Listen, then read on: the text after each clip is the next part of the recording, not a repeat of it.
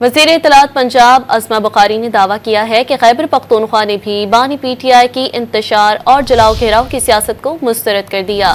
अस्मा बुखारी ने बयान में कहा कि हुकूमती वसाइल के इस्तेमाल और सरकारी मुलाजमीन की जलसा गाह में हाजिरियां लगाकर भी 5000 बंदे इकट्ठे नहीं कर सके। पंजाब के किसी जिला से उनके लोग नहीं निकले। 9 मई और 26 नवंबर की नाकाम बगावतों के बाद कौम फितने की एहतजाजी सियासत से तंग आ चुकी है।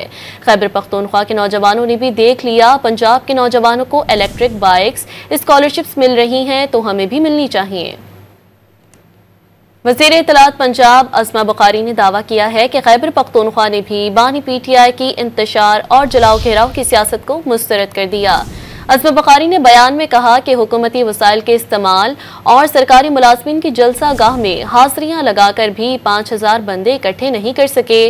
पंजाब के किसी जिला से उनके लोग नहीं निकले।